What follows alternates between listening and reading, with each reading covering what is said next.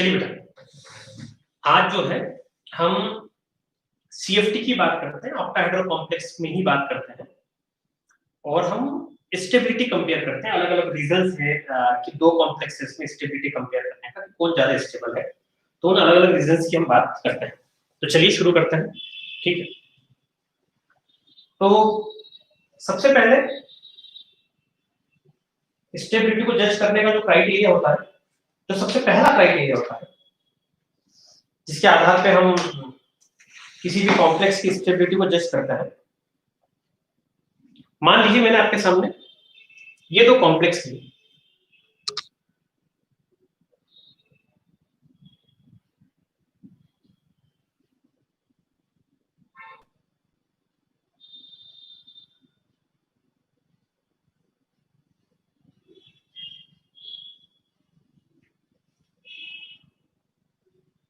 एक ये कॉम्प्लेक्स लिया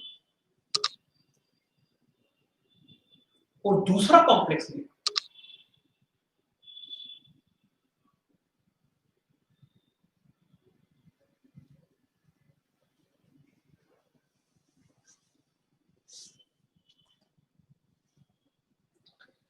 अब कभी हम इन दो कॉम्प्लेक्सेस की बात करें तो हमें इन दो कॉम्प्लेक्सेस में ये जज करके बताना है कि कौन ज्यादा स्टेबल है। ठीक है, तो कभी आप इन दो कॉम्प्लेक्स की बात करो तो इनमें बस एक ही अंतर है। देखो, जो समानता है वो ये है कि दोनों में same centre atom, same centre atom, same oxidation state. Centre atom दोनों में सेम, ऑक्सीडेशन स्टेट भी दोनों में सेम। अंतर जो है दोनों में, एक में NH3 और एक में F है, तो अंतर जो है वो टाइप ऑफ लिगेंड का अंतर है।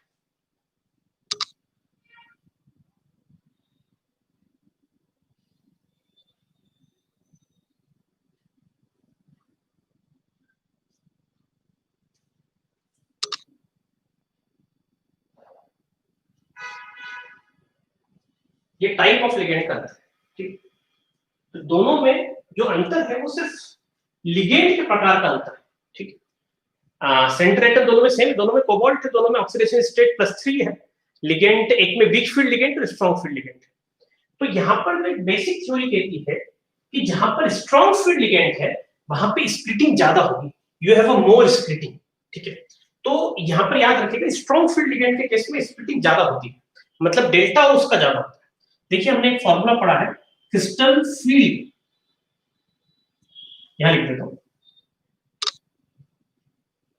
एक फॉर्मूला पढ़ते हैं crystal field.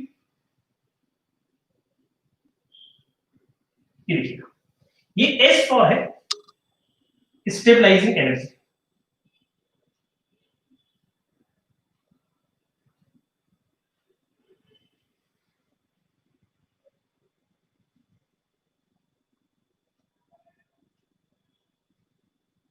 Crystal field stabilizing energy, जो क्रिस्टल फील्ड स्टेबलाइजिंग एनर्जी होता है वो number of electron in T2G into delta plus number of electron in EG into delta plus extra protein. यहाँ पे 0.4 का मल्टीप्लाई करना भूल गया, वो कर देता हूँ।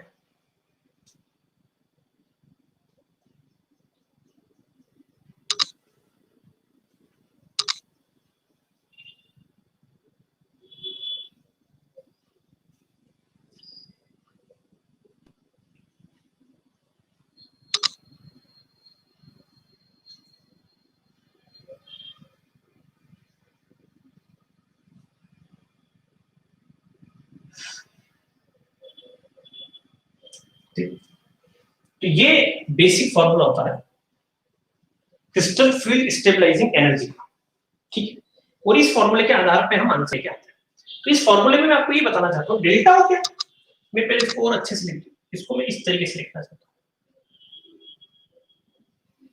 हूँ 0.4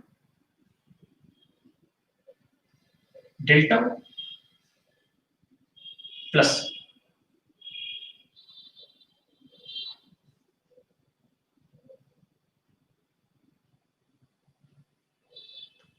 0.4 N T2G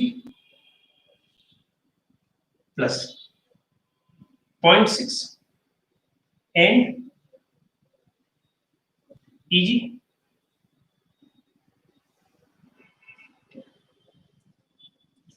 into delta plus N, ये फॉर्मूला है। अब हमेशा याद रखिएगा कि ये वाली जो वैल्यू है हमेशा लिख लीजिएगा, कोई भी केस में लिख लीजिएगा, ये वाली वैल्यू कभी भी पॉजिटिव हो ही नहीं सकती, क्योंकि पहले इलेक्ट्रॉन नीचे जाएंगे और फिर ही ऊपर जाएंगे, और नीचे जाएंगे तो ये वैल्यू हमेशा ज्यादा रहेगी, इससे ज्यादा जीरो हो सकता है। इट कैन नेवर बी, ये वाली वैल्यू है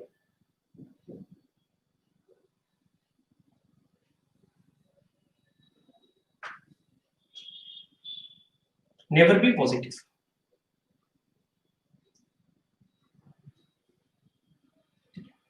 तो ये वैल्यू कोई पॉजिटिव हो ही नहीं सकती, सिंस ये वैल्यू कभी पॉजिटिव हो ही नहीं सकती। ये याद रखिएगा, है ना, ये अलग है, ये पूरी वैल्यू है स्टेबलाइजिंग, और ये जो इसको लिखते हैं ये CFAC है, उसमें S क्या है?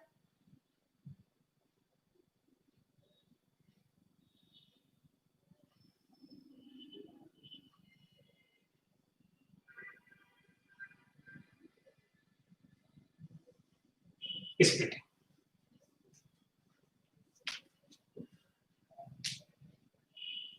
ये देखिए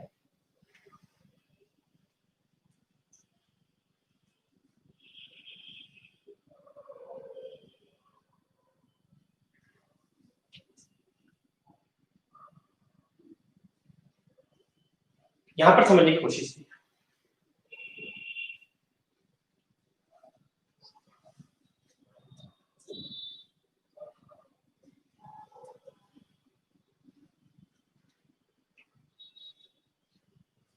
बहुत आसानी से, बहुत आराम से यहाँ समझे।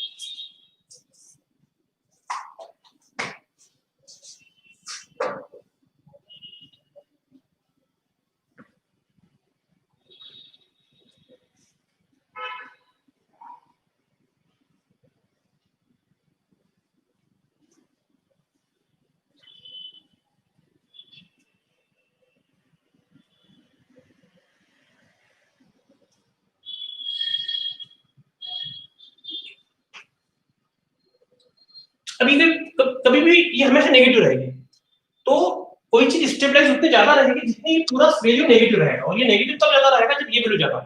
मतलब मैं यहाँ पे बड़ी सिंपल सी बात ये बोलना चाहता हूँ, मोर द डेल्टा ओ जितना ज्यादा होगा, स्प्लिटिंग जितनी ज्यादा होगी, ज्यादा से ज्यादा स्प्लिटिंग होगी, जितनी स्प्लिटिंग वीक फील्ड में कम स्प्लिटिंग होगी, स्ट्रॉन्ग में ज्यादा स्प्लिटिंग होगी, तो ये वैल्यू ज्यादा होगी स्ट्रॉन्ग, ये वैल्यू ज्यादा होगी तो उसमें एक नेगेटिव क्वांटिटी का मल्टीप्लाई हुआ, तो ये ओवरऑल नेगेटिव वैल्यू ज्यादा होगी, और ये ओवरऑल नेगेटिव वैल्यू ज्यादा होगी तो स्टेबलाइजिंग एनर्जी ज्यादा नेगेटिव है, और स्टेबलाइजिंग एनर्जी जितनी नेगेटिव है सिस्टम उतना स्टेबल होगा।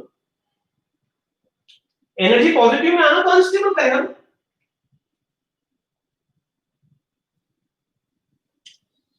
और ये पूरी वैल्यू है ना, ये पूरी वैल्यू,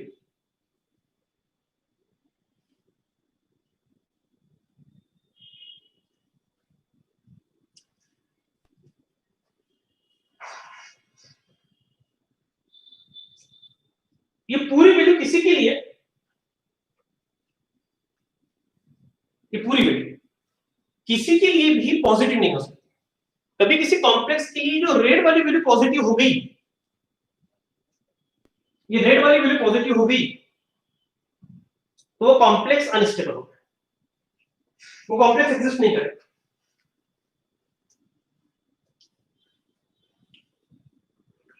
ये समझने की कोशिश कीजिए।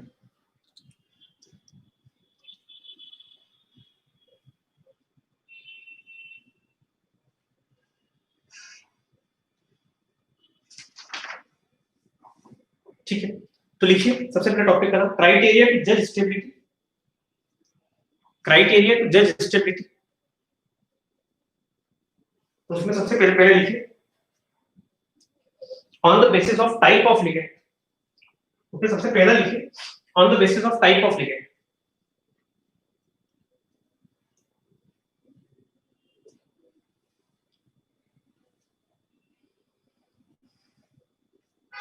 उसमें लिखिए if the two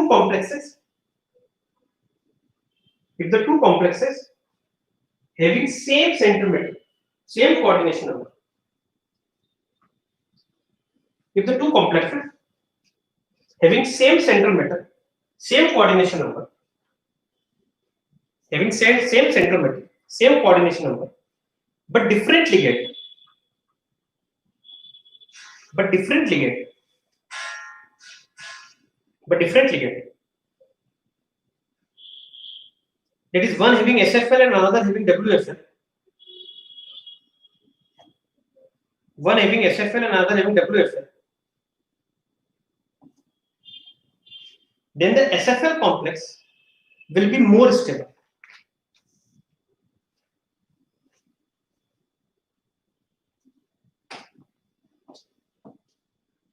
Then SFL complex will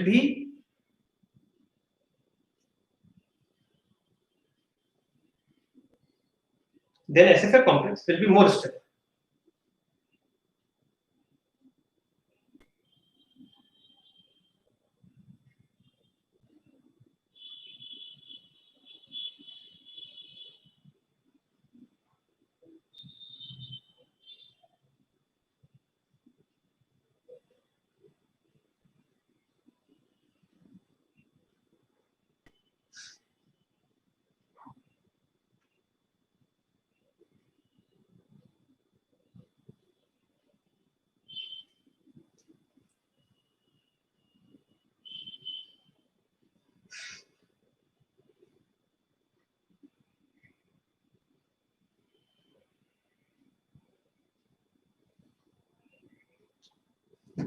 ठीक, अगला पॉइंट लिखिए। अगला पॉइंट लिखने पहले पूरी चीज लिखिए। आप पूरी चीज को समझ गए ना? सीएफएससी जब नाम बोला जाता है ना तो इसके दो अर्थ निकलते हैं। एक तो क्रिस्टल फील्ड स्टेबलाइजिंग एनर्जी और एक निकलता है क्रिस्टल फील्ड स्प्लिटिंग एनर्जी। इसके दो अर्थ निकलते हैं।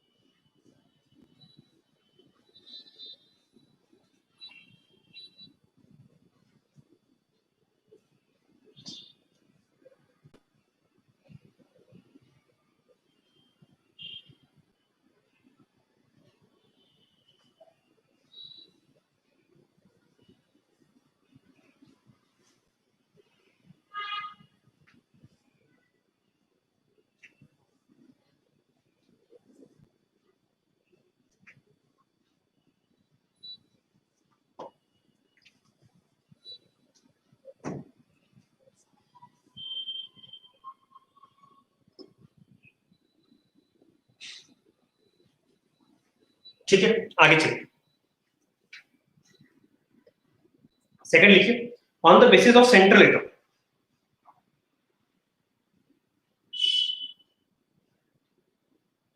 अब इसकी बात मैं आपको करके बताऊंगा। देखिए, ये तो हो गया on the basis of ligand. Ligand के बेसिस पे समझ में आ गया कि बाकी सब चीजें सेम होनी चाहिए, बाकी सब चीजें सेम। ठीक है,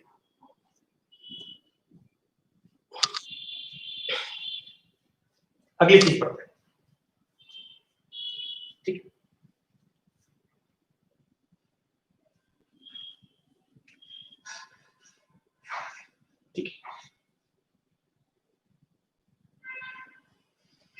सपोज कीजिए एनाइन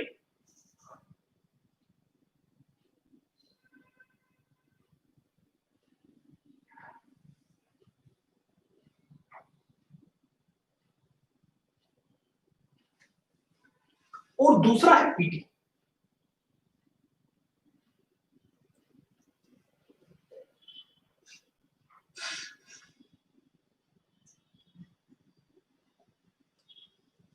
कभी इन दोनों को हम कंपेयर करें तो कौन ज्यादा स्टेबल है? तो अब यहां पर क्या अंतर, यहां पे ऑक्सीडेशन स्टेट दोनों सेंट्रल एटम की सेम है, लिगेंड दोनों में सेम है, जो सिर्फ एक अंतर है और वो अंतर है कि सेंट्रल एटम अलग अलग है। अलग अलग में भी कोई रैंडमली नहीं है, कोई कहां, ये एक ही ग्रुप को बिलोंग करते हैं, निकल, पैलेडियम और फिर प्लेटियम, ये एक ही ग्रुप को बिलोंग करते हैं। तो यहां पर कभी आप मुझसे पूछोगे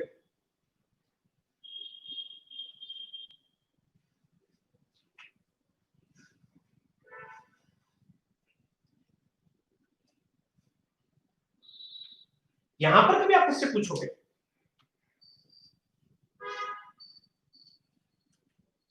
कि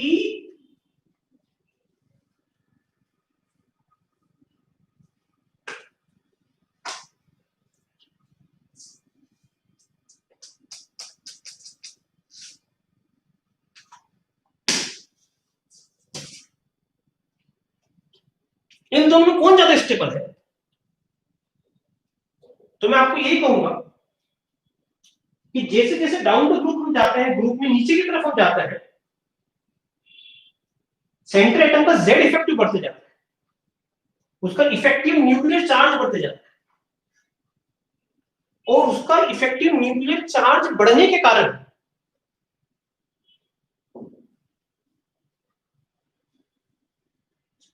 वो लिगेंड को अपनी तरफ ज्यादा इफेक्टिवली अट्रैक्ट कर पाता है, तो even weak field ligand will behave like a strong field.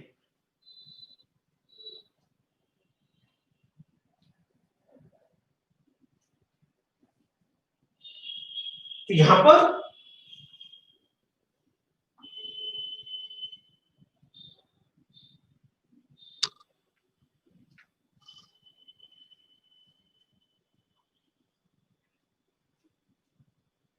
Platinum का जेड इफेक्टिव ज्यादा है, सेम लिगेंड होने के बावजूद भी प्लेटिनम का जेड इफेक्टिव ज्यादा होने के कारण उसमें स्प्लिटिंग ज्यादा होगी, स्प्लिटिंग ज्यादा होगी तो हमने देखा कि इसमें स्प्लिटिंग एनर्जी ज्यादा होती है, उसकी स्टेबलाइजिंग एनर्जी भी ज्यादा होती है, वो ज्यादा स्टेबल होता है। इसलिए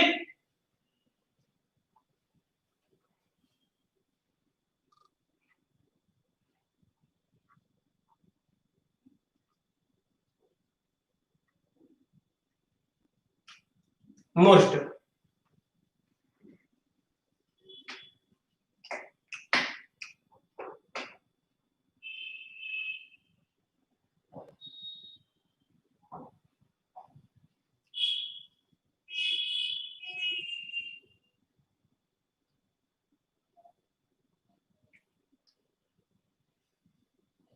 चले आगे।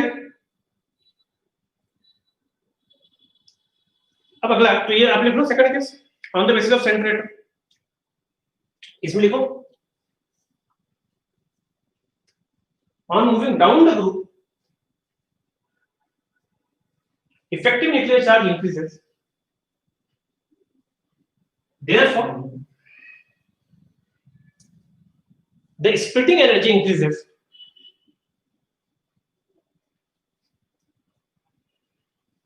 so stabilizing energy become more negative, so stabilizing energy वो crystal field stabilizing energy, crystal field आप लगा देना CF, stabilizing energy become more negative, hence complex will be more stable।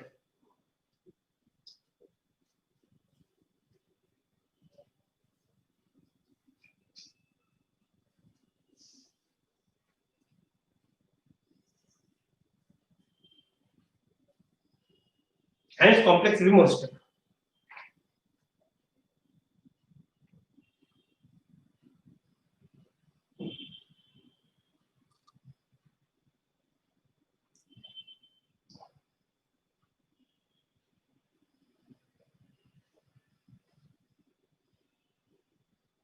ठीक है, अगला करते हैं।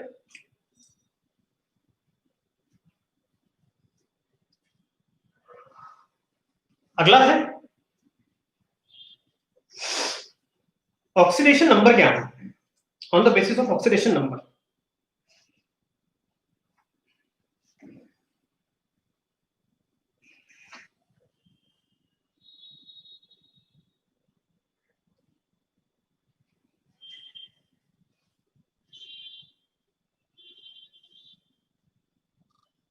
जैसे फॉर एग्जांपल मैंने आपके सामने दो कॉम्प्लेक्स रखे,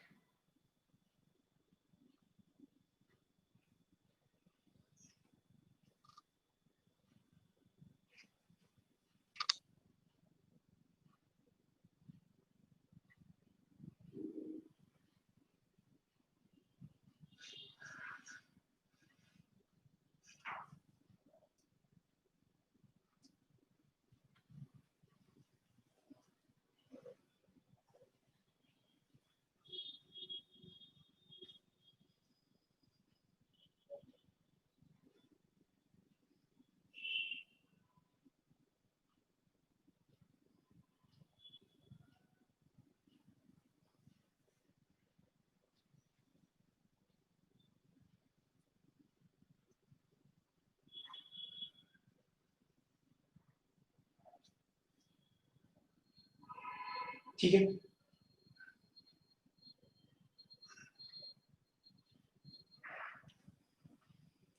यहां पर हम बात करें, देखिए सबसे पहले हमने क्राइटेरिया क्या पढ़ा था, on the basis of type of ligand. Second criteria क्या पढ़ा, on the basis of central atom. तीसरा क्राइटेरिया क्या पढ़ा, on the basis of oxidation state. तो तीनों क्राइटेरिया। अब ऑक्सीडेशन स्टेट में क्या होता है कि जितनी ज्यादा पॉजिटिव ऑक्सीडेशन स्टेट होगी, जैसे यहाँ पे Fe+2 है,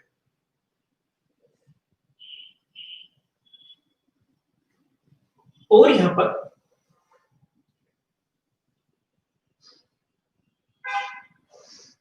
Fe+3, तो जितनी ज्यादा पॉजिटिव ऑक्सीडेशन स्टेट होगी,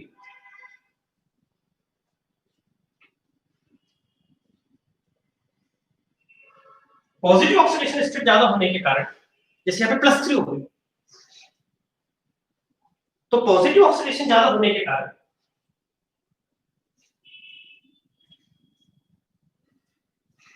स्प्लिटिंग ज्यादा हो जाएगी,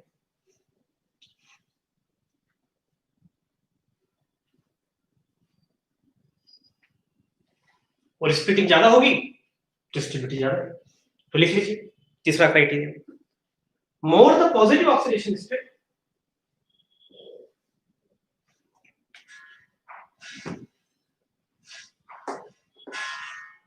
more the positive oxidation state,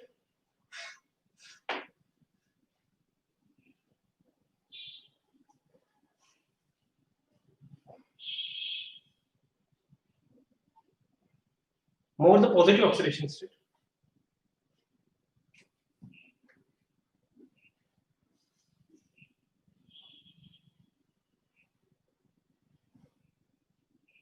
more will be Z effective, more will be the splitting energy, more the stable complexes। ठीक, तो तीनों चीजें होंगी।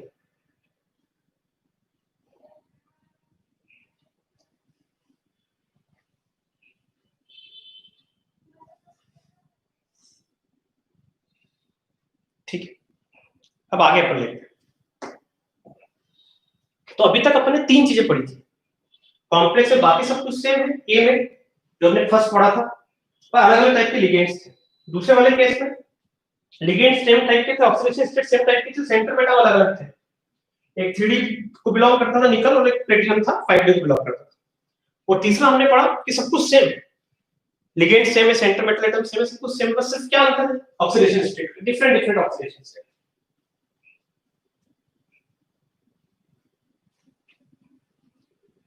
तो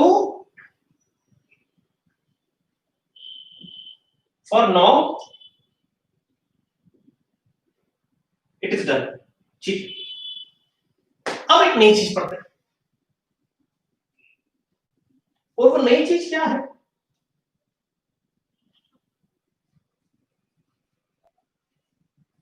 उसको आप समझने की कोशिश कीजिए।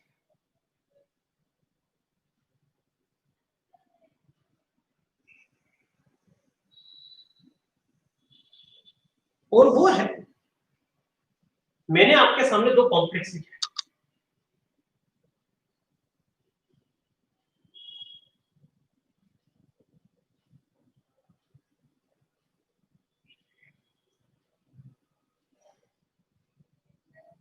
एक तो ये कॉम्प्लेक्स लिखा आपके सामने, और जो दूसरा कॉम्प्लेक्स लिखा मैंने आपके सामने,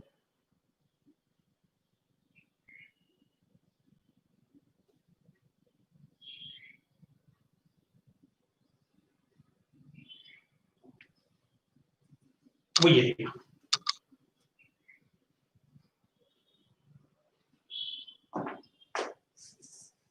अब हम यहां पर ये बात कर रहे हैं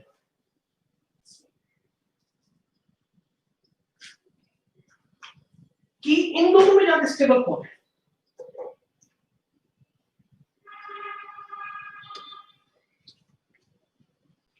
तो यहां पे दोनों में कोबाल्ट है, दोनों में कोबाल्ट +3 में है, दोनों में जो डोनर साइड है वो नाइट्रोजन ही है।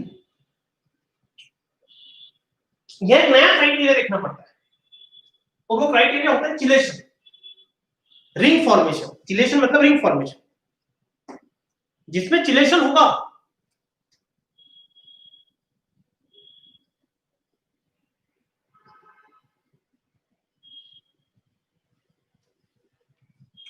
वो ज्यादा स्टेबल होगा। यहां की हम बात करें तो यहां पे चिलेशन कैसे होगा?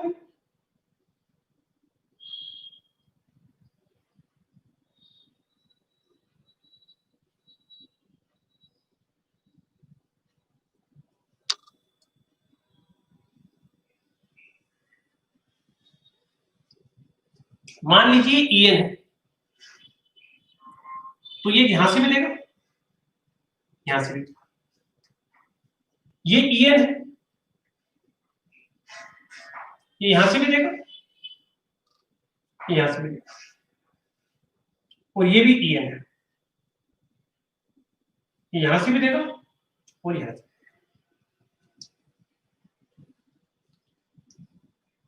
तो आप ये समझने की कोशिश कीजिए,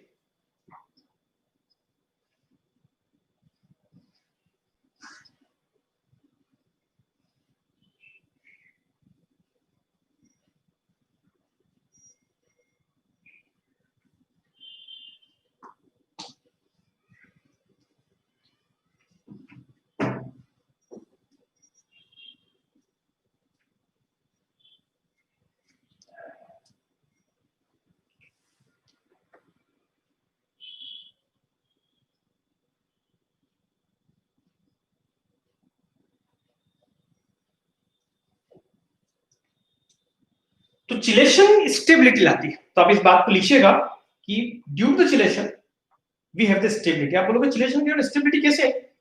तो मुझे आपको समझाना पड़ेगा, तो मैं आपको समझाता हूं चिलेशन का स्टेबिलिटी कैसे।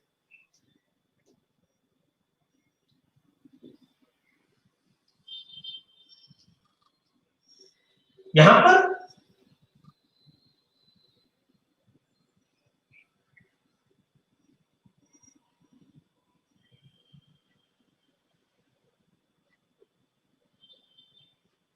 एक ये देखो कॉम्प्लेक्स,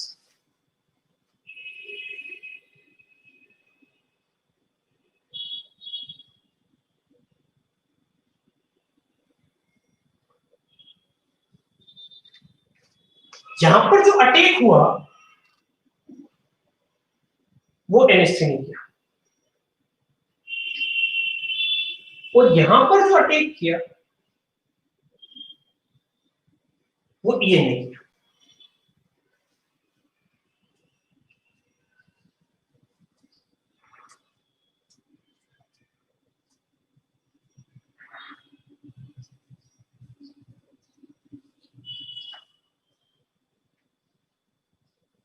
ऊपर वाले केस में हमें ये देखने को मिला।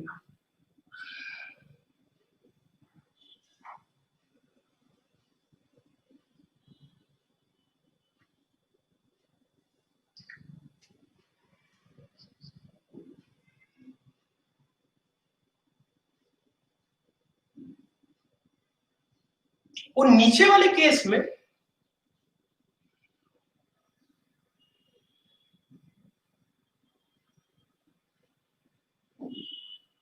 हमको ये देखना,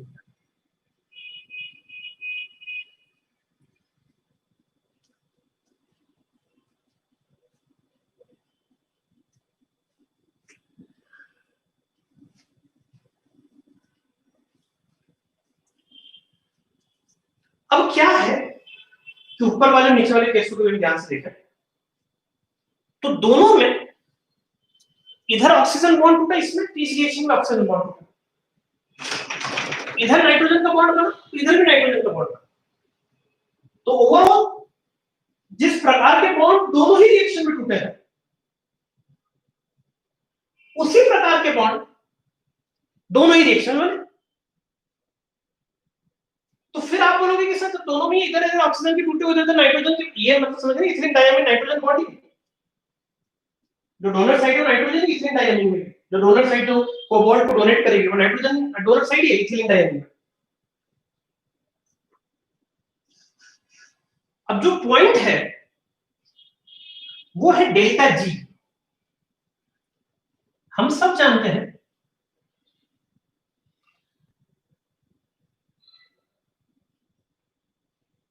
वो होगा delta H minus T delta S.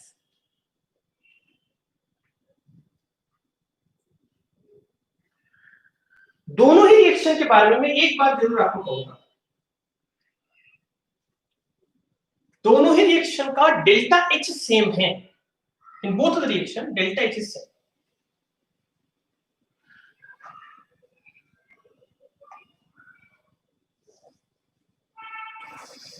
In both the reaction, delta H is same. But delta S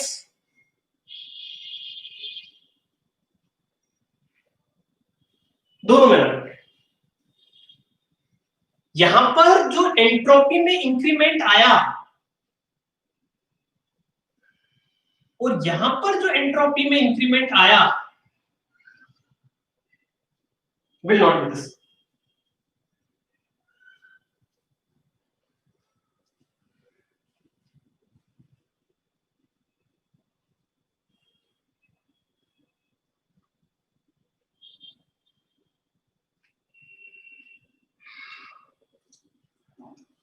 ऊपर वाले केस में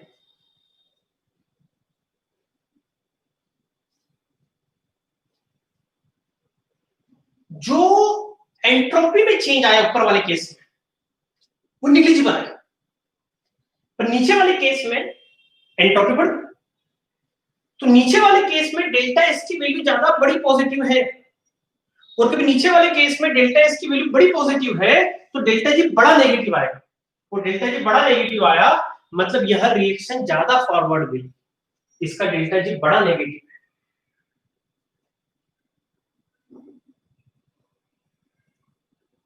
दोनों में डेल्टा एच तो नेगेटिव है ही, पर पूरा दामोदार जो है वो दोनों में डेल्टा एच का नेगेटिव तो दोनों केस में सेम ही है। तो दोनों केस में डेल्टा एच का कितना बड़ा पॉजिटिव, नीचे वाले बड़ा पॉजिटिव आ गया तो ये नेगेटिव बड़ा हो गया, तो नेगेटिव नेगेटिव बड़ा नेगेटिव हो गया। तो ये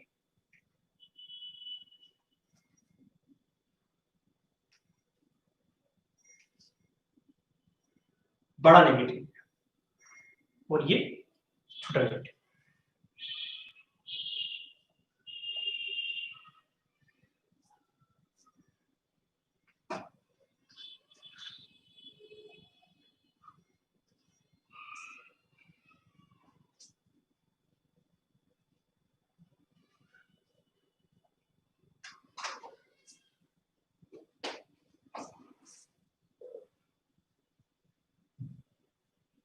तो नीचे वाले केस का डेल्टा जी बड़ा नेगेटिव है और डेल्टा जी नीचे वाले केस का तो बड़ा नेगेटिव है।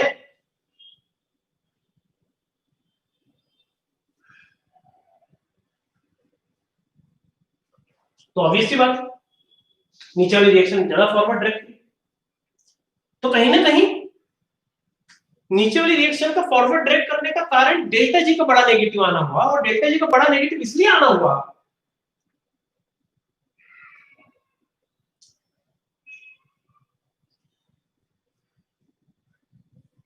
डेल्टा जी को बड़ा नेगेटिव आना इससे बड़ा हुआ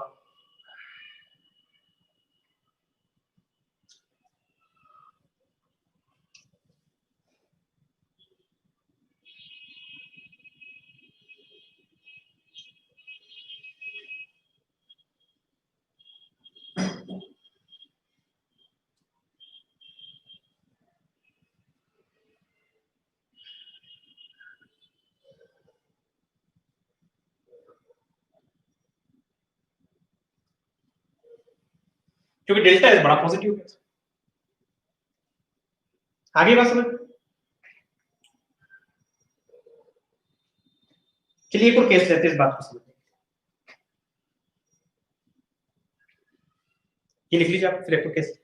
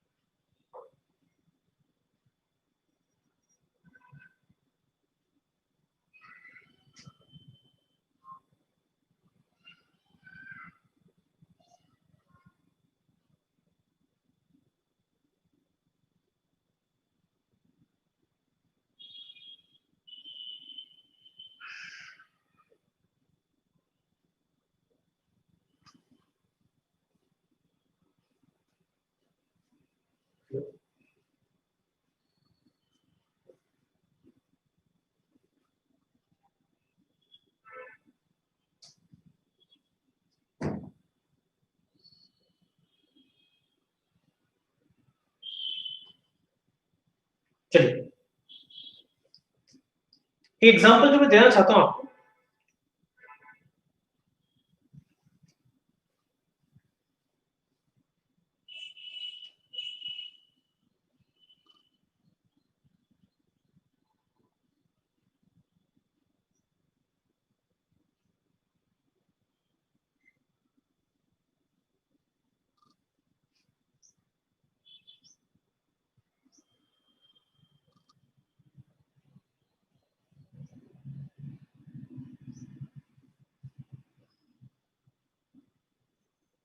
ये वाला एग्जाम्पल मैं आपके साथ देना चाहता हूं।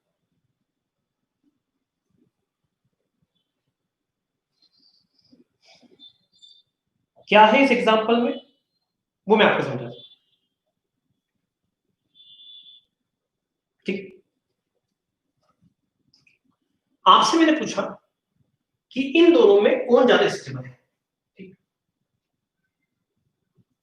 तो यहां पर एक स्वाभाविक सी बात है, मतलब जितना अभी तक हमने पढ़ा उसके आधार पर जो हम कैलकुलेशंस करेंगे, तो इट इज बट ऑब्वियस कि हम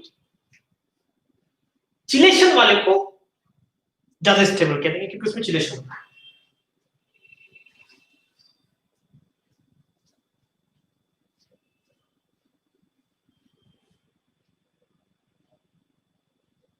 बट एक्चुअली ऐसा नहीं है।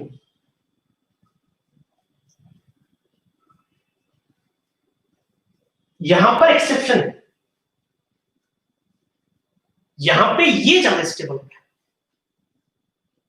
इस केस में जो कोबाल्ट है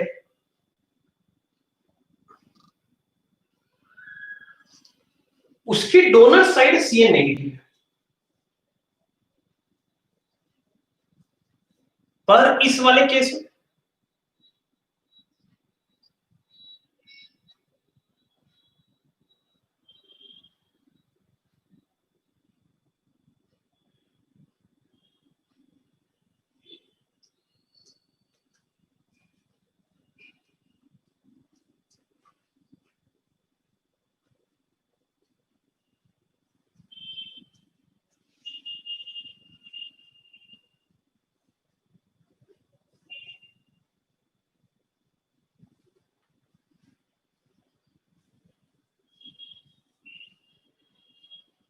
दूसरे वाले केस की हम बात करें तो दूसरे वाले केस में डोनर साइड O नेगेटिव है, तो O नेगेटिव के डोनर साइड होने की वजह से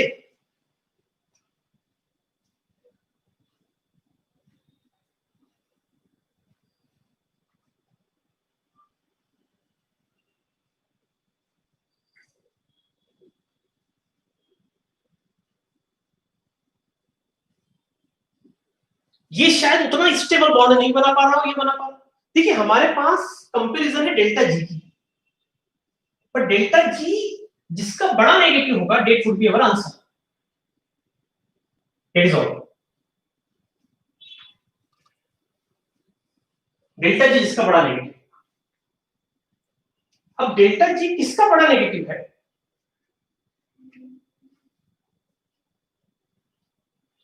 ये इस बात पे निर्भर करता है कि ये किसमें बड़ा नेगेटिव है और ये किसमें बड़ा पॉजिटिव है।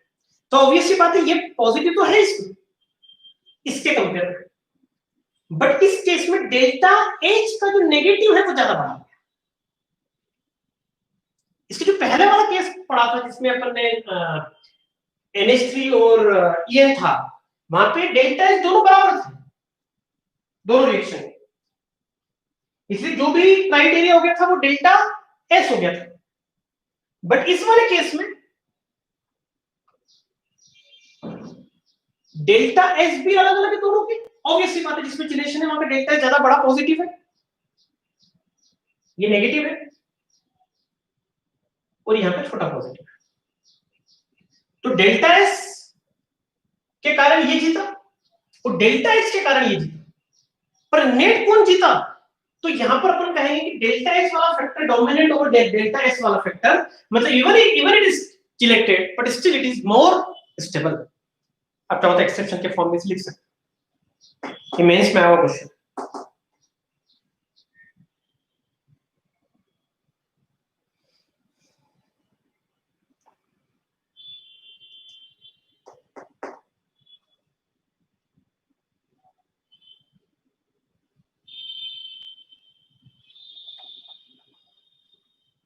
ठीक है,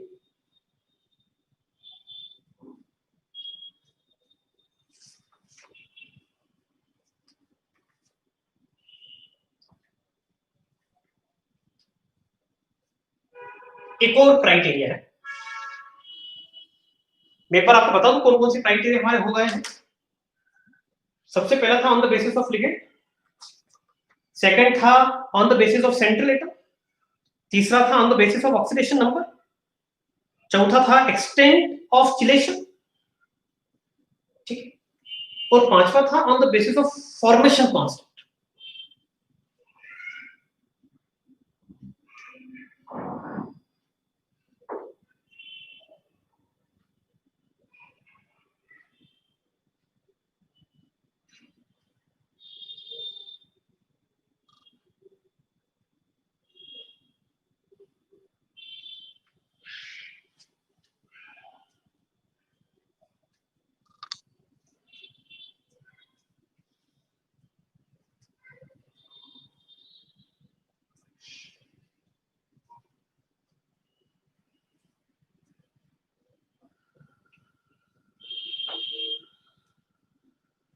ये थर्मोडायनामिक्स की बेसिक इक्वेशन होगी।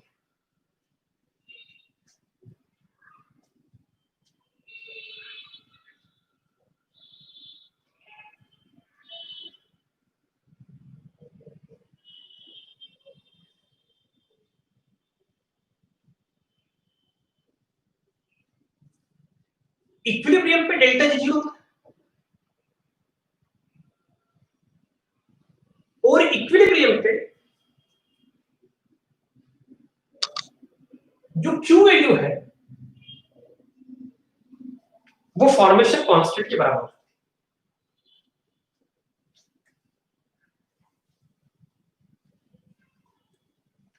तो डेल्टा जी नॉट हो जाएगा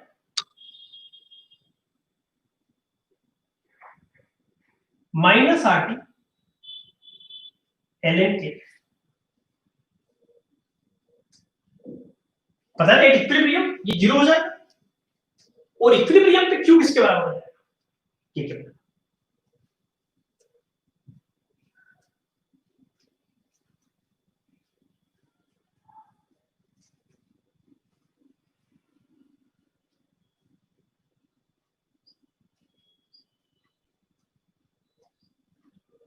ठीक, ये पॉइंट आपको समझना है कि डेल्टा जी नॉट जो है -RT ln के।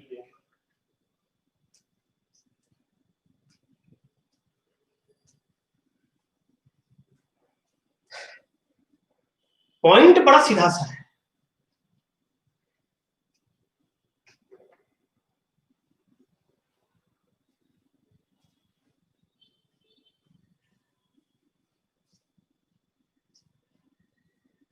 कि जिसका इक्विलिब्रियम फॉर्मेशन कांस्टेंट ज्यादा हुआ उसका डेल्टा जी नॉट ज्यादा हुआ, जिसका फॉर्मेशन कांस्टेंट ज्यादा। More the formation constant, more stable is the complex. More the formation constant, more stable is the complex.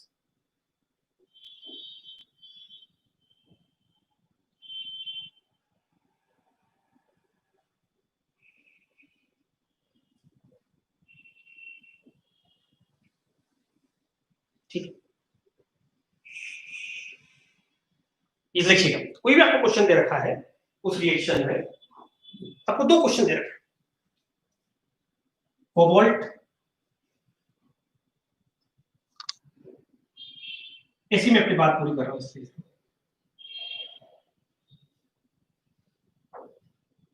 भाई, अंततः तो आप डेल्टा जी नॉट पे नहीं डिपेंड करते हो, क्या इस पे डिपेंड कर रहा है।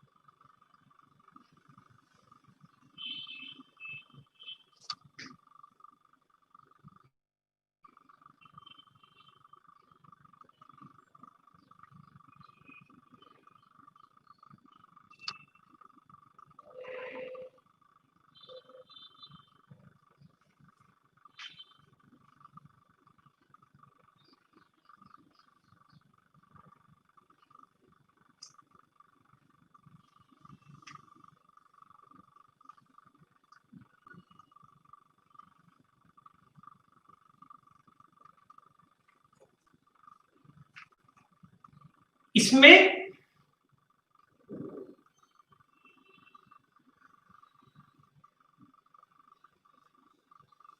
ऑब्वियस सी बात है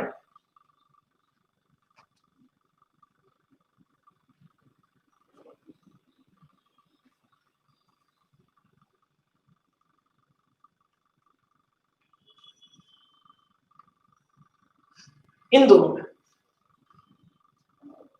आप दोनों का केफ देख, इसका केफ वैल्यू दे रखा होगा और इसका केफ वैल्यू दे रखा होगा। केमिकल इक्विलिब्रियम में देखते हैं ना, जैसे के वैल्यू दे रखा है फॉर्मेशन को, जिसका ज्यादा आ रहा है तो ज्यादा स्टेबल, जिसका केफ ज्यादा होगा उसका डेल्टा जी नॉट ज्यादा नेगेटिव। वो स्टैंडर्ड कंडीशन पे उसकी बनने की टेंडेंसी ज्यादा होती